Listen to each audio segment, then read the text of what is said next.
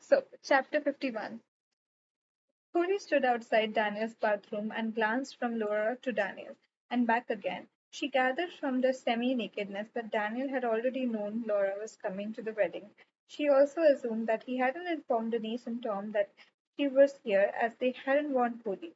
But even if they had, they wouldn't have considered it important to tell her. Cody hadn't shared what Daniel had told her before Christmas with any of her friends. As Holly stared into the hotel room, she realized that meant that she had absolutely no reason to be standing where she was right then. Daniel hung on to his tiny towel tightly, glued to his spot, his face a picture of shock. Laura's face was stormy. Holly's jaw had dropped. Nobody spoke her for a while. Holly could almost hear everybody's brains ticking. Then eventually someone spoke, and Holly wished it hadn't been the particular person. What are you doing here? Laura hissed. Holly's mouth opened and closed like a goldfish. Daniel's forehead wrinkled in confusion, and he stared from one girl to another. Do you two? He stopped, as the idea was totally ridiculous, but then thought about it and decided to ask anyway. Do you two know each other? Holly gulped. Ha! Laura's face twisted in contempt. She's no friend of mine. I caught the little bitch kissing my fiance, Laura yelled, and then stopped herself as she realized what she had said. Your fiance? Sorry, ex fiance, Laura mumbled, staring at the floor. A small smile crept across Holly's face, glad that Laura had dumped herself in it. Yes, Stevie, wasn't it? A good friend of Daniel's, if I remember correctly. Daniel's face reddened as he looked at both of them. Laura stared back at Daniel angrily, wondering how this woman knew her boyfriend. Her current boyfriend was. Daniel's good friend of mine, Holly explained, crossing her arms over her chest. So, have you come to steal him from me too? Laura said bitterly. Oh, please, like you are one to talk. Cody fired at Laura, and she blushed. You kissed Stevie? Daniel asked Holly slowly, getting the gist of the story. He looked angry. No, I did not kiss Stevie. Holly rolled her eyes. You did too, Laura yelled childishly. Oh, would you ever shut up? She looked at Laura. What does it matter to you anyway? I take it you are back with Daniel, so it looks like everything have worked out for you in the end. Cody then turned to Daniel. No, Daniel, she continued, I did not kiss Stevie. We were down in the hallway for Denise's hen weekend, and Stevie was drunk and tried to kiss me. She explained calmly.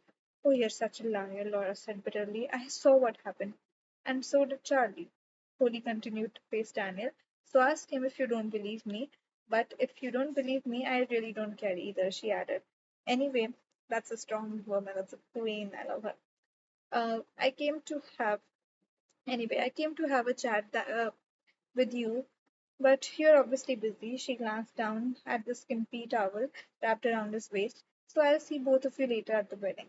And with that, she turned on her heel and marched off down the corridor. She glanced back at Daniel, who was still staring at her from his door, and looked away as she turned the corner. She froze when she realized she had reached a dead end. The elevators were on the other way. She kept on walking to the end of the corridor so she wouldn't look completely stupid by going past the door again, then waited at the end of the corridor for a while until she heard the door close. Tiptoeing back up the hall, she rounded the corner, sneaked past Daniel's bedroom door, and rushed down the elevator. She pressed the button and breathed a sigh of relief. Closing her tired eyes, she didn't even feel angry with Daniel. In fact, in a really childish way, she was glad he had done something to stop them having their little chat. So she had been dumped, and not the other way around, like she was expecting. But Daniel can't have been that much in love with Holly if he was able to get over her and go back to Laura so quickly. Ah, well, at least she hadn't hurt his feelings. But she did think he was a complete fool for taking Laura back. Are you getting in or what? Holly's eyes flew open. She hadn't even heard the elevator doors open. Leo, she smiled, stepping in and hugging him. I didn't know you were coming down. I'm doing her hair for the queen bee today. He laughed, referring to Denise. Is she that bad? Holly winced. Oh, she is just a tizzy because Tom saw her on the day of her wedding. She thinks it'll be bad luck. Well, it will only be bad luck if she thinks it's bad luck, Holly smiled. I haven't seen you for ages, Leo said, glancing at Holly's hair, making it very obvious. Oh, I know, Holly moaned, covering her roots with her hand. I've been so busy at work this month, I just hadn't had time. Leo raised his eyebrows and looked amused. Never did I think I would ever hear you say those words about work. You're a changed woman. Holly was thoughtful. Yes, yes, I really think I am. Come on then, Leo said, stepping onto his floor. The wedding isn't for another few hours. I'll tie your hair up so you can cover those awful roots. Oh, are you sure you don't mind? Holly asked guiltily. No, I don't mind at all. Leo waved his hand dismissively. We can't have you ruining Denise's wedding photos with that head on you, can we? Holly smiled and dragged her suitcase out of the elevator after him. That was more like it. For a minute, there he was just being too nice. Denise looked at Holly excitedly at the head of at the head table of the hotel's function room as someone rapped a spoon against a glass and the speeches began. Holly fumbled nervously with her hands in her lap, going over and over her speech in her head and not listening to what other speakers were saying.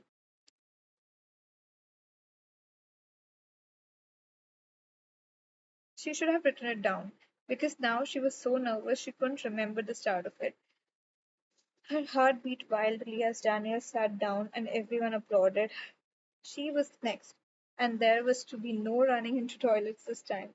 Sharon grabbed her trembling hand and assured her she would be fine. Polly smiled back at her shakily, not feeling at all fine. Lisa's father announced that Holly was going to speak, and the room turned to face her. All she could see was a sea of faces. She stood up slowly from her chair and glanced over at Daniel for encouragement. He winked at her. She smiled back at him and her heartbeat slowed. Her friends were all there. She spotted John sitting at a table with his and Jerry's friends. John gave her the thumbs up, and Polly's speech went out of the window as a new one formed in her head. She cleared her throat. Please forgive me if I get a little emotional while I speak, but I'm just so happy for Denise today. She is my best friend. She paused and glanced down at Sharon beside her. Well, one of them. The room laughed. I'm so proud of her today and delighted that she has found love with a wonderful man like Tom. Holly smiled as she saw tears fill Denise's eyes. The woman who never cried. Finding someone you love and who loves you back is a wonderful, wonderful feeling. But finding a true soulmate is even a better feeling. A soulmate is someone who understands you like no other, loves you like no other, will be there for you forever, no matter what. They say that nothing lasts forever, but I am a firm believer in the fact that for some, love lives on after they are gone. I know a thing or two about having someone like that, and I know that Denise has found a soulmate in Tom. Denise, I'm glad to tell you that a bond like that will never die. A lump formed in Puri's throat as she took a moment to compose herself before continuing. I am both honored and petrified that Denise asked me to speak today. Everyone laughed. But I am delighted to have been asked to share this beautiful day with them. And there's and here's to them having many more beautiful days like this together. Everyone cheered and reached for their glasses. However, Holly raised her voice over the crowd and held her hand up to silence them. The noise died down, and once again all eyes were on her. However, some guests here will be aware of the list that a marvelous man thought up. Holly smiled as John's table, as well as Sharon and Denise cheered up. And among one of those rules was to never ever wear a expensive white dress. Polly giggled as John's table went wild and Denise broke into hysterics, remembering the fateful night when the new rule was added to the list. So, on behalf of Jerry, Polly giggled, I will forgive you for breaking that rule, only because you look so amazing. And I will ask you all to join me in a toast to Tom and Denise and her very, very expensive white dress. And I should know because I was dragged around every bridal shop in Ireland. The guests in the room all held up their glasses and repeated, to Tom and Denise and the very, very expensive white dress. Polly took her seat and Sharon hugged her with that tears in her eyes. That was perfect, Holly. She beamed at John's table and held their glasses up to her and cheered. And then the party began. Tears formed in Holly's eyes as she watched Tom and Denise dancing together for the first time as husband and wife. And she remembered that feeling of excitement, of hope, of pure happiness and pride, a feeling of not knowing what the future held but being so ready to face it all. And that thought made her happy. She wouldn't cry about it, she would embrace it. She had enjoyed every second of her life with Jerry, but now it was time to move on to the next chapter of her life, bringing wonderful memories with her and experiences that would teach her and help mold her future. Sure, it would be difficult. She had learned that nothing was ever easy, but it didn't feel as difficult as it had been a few months ago. And in another few months, it would be even less difficult. She had been given a wonderful gift, life. Sometimes it was cruelly taken away too soon, but but it's what you did with it that counted. Now, not how long it lasted. Could I have this dance? A hand appeared before her, and she looked up to see Daniel smiling down at her. Sure, she replied happily and took his hand. May I say that you are looking very beautiful tonight? You may, Polly smiled. She was happy with how she looked. Denise had chosen a beautiful lilac colored dress for her with a corset top that hid her Christmas belly, and there was a large slit up the side of the skirt.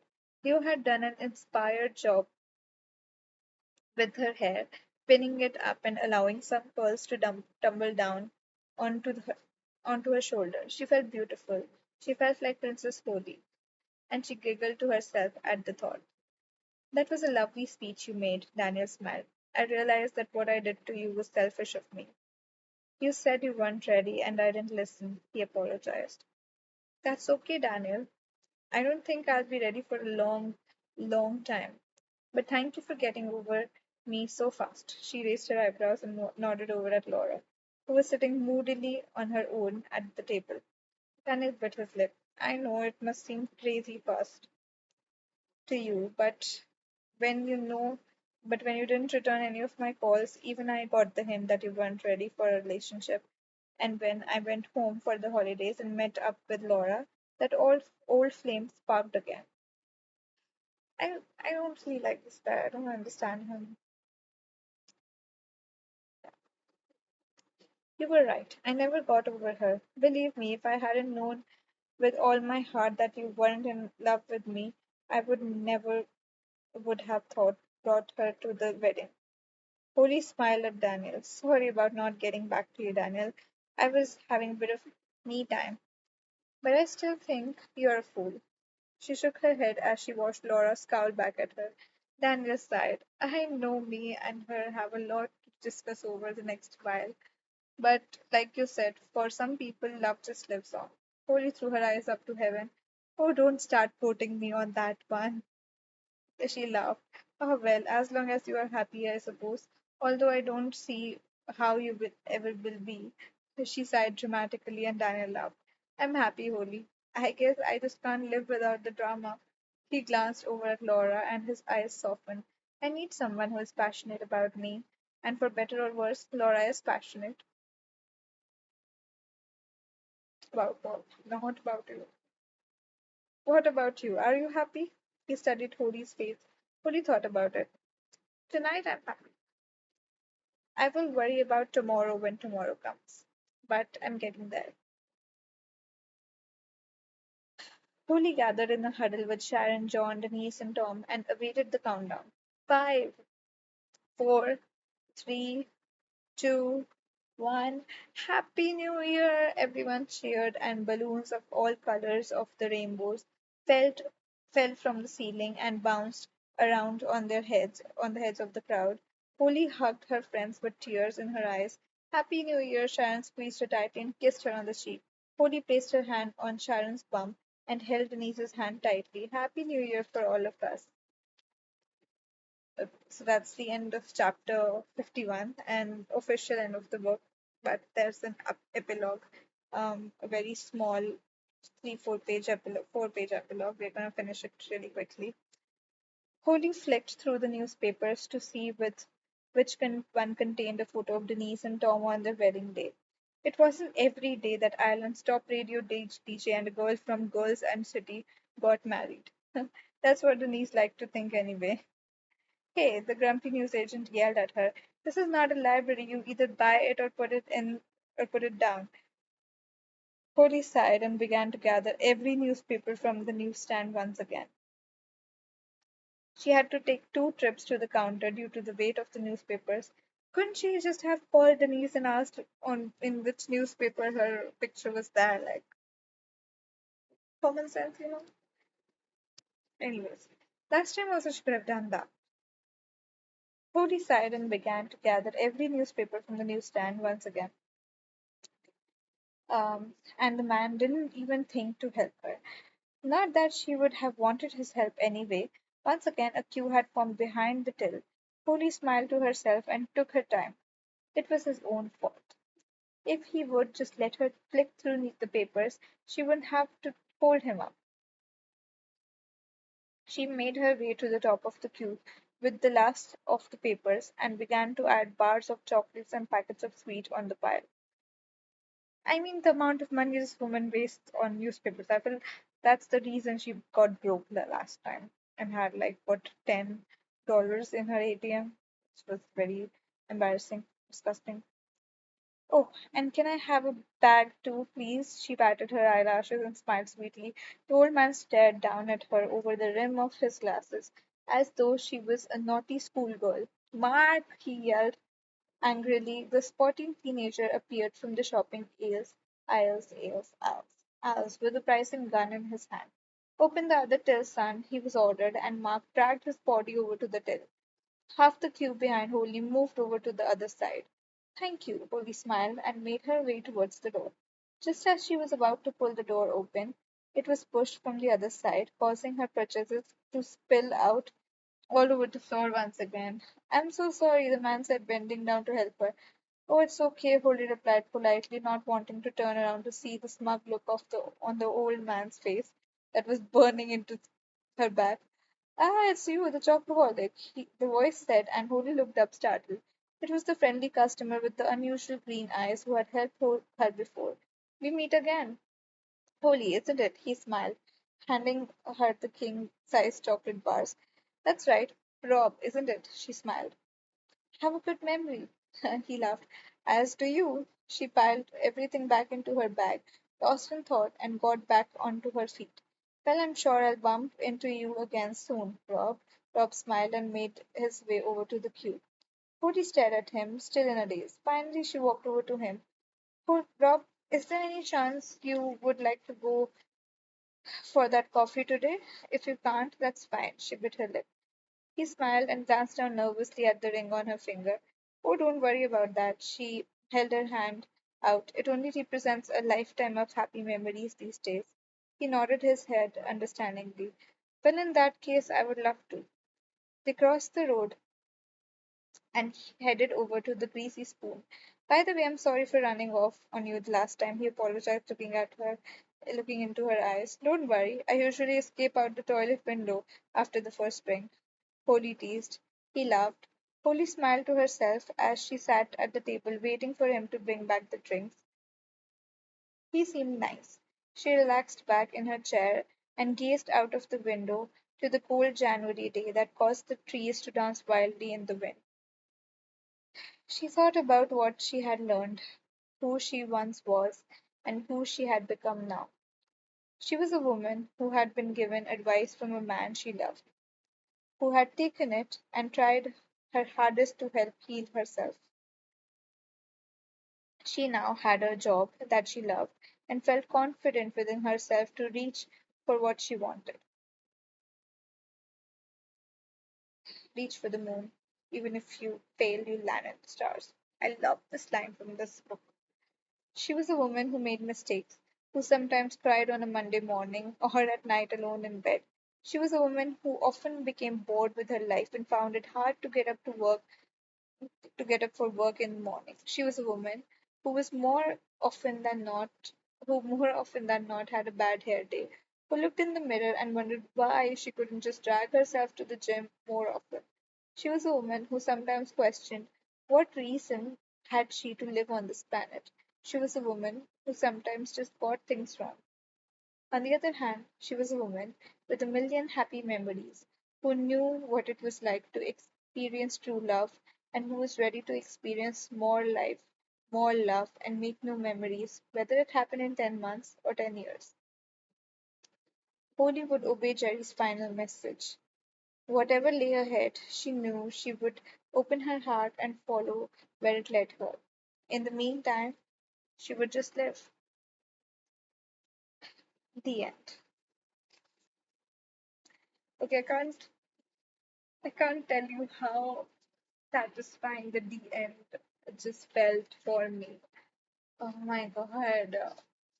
It's such a great feeling. Like finally we're done with this book. I was like getting tired also, like for a bit, but it's just done. And this book like holds so much like good memories and so much memories for me overall. Like it also is a marker of how much time has passed because I was 15 when I first read this book. And then I read this book last year when I was 22 years old, and now I'm reading it again. Just like, yeah, and now I truly believe in happy, beautiful endings. And also, there are some views that just think that I just can't help but thinking about what Daniel said about Holy, just like always, following whatever Jerry said. In one way, I don't think there's anything wrong with that, but again, maybe you could say that you know that way Holly would never experience what she really wants to do because even now we can see that like I feel everything happens for a reason. So maybe why God took Cherry away from her or whatever um was maybe to let her like live or like let her life like make her own decisions. But even now it felt like she was just trying to follow the 10th testament of Jerry, like whatever he of her Bible. Like she trusted Jerry with her whole heart, and actually he turned out to be right for her life, because whatever he said, whatever timelines he said, they worked for Holly. But still I feel like she should be making her own decision. She I think overall she is making her own decision. This is her decision to trust Jerry. So maybe it is just like, you know, um, paranoid people like us, Daniel and me, just like, too much, like thinking too much and just making fuzz out of nothing. But I still feel like, yeah, Holly was still too much dependent on Jerry, and she was still doing everything for her, for whatever Jerry said, like following the last testament. But again, I feel like even the core of your personality stays the same sort of. I don't know, this is a bittersweet line for me, but I feel like there's some things that you can't. The shift, you can change everything, but the shift does not happen like that. So this was just 1 year had passed since Jerry's death. Maybe not even 1 year, because we were left off at December or early. I feel like this might be early January because we saw the end of December. This might be early January, like a beginning of a new year, a new life start for Holy. And some things happened that even Jerry you know hadn't predicted, like Denise's wedding, Sharon's getting pregnant, and all these things, and the Daniel insertion in Holy's life. So yeah, I feel like there are variables that Holy had to felt, and that kind of development could happen later in the future. So for now, it is us like seeing Holy still sort of following Jerry's things because Jerry's instructions because he had gone through all the trouble and like set up a list for her. I could see it as dependency, but I still see it as like a final act of love, and I choose to see it that way. So I love this book, And I'm so glad I got to share it with other people, with you guys, with whoever read it, like listened to it, followed it along.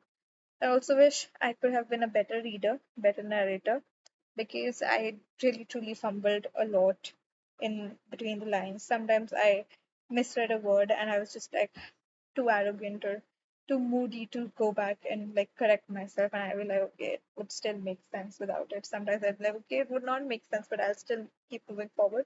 So I was not the best narrator, but was not the best reader, but I guess like not the best narrator, but still I feel like I wanted to share this beautiful, beautiful book with other people because this book did wonders for me. I loved this book. I laughed with this book. I cried with this book, and now I got to share it with you guys. So yeah, I hope you enjoy it, and I'll be arranging it in a playlist so you can find it there one by one.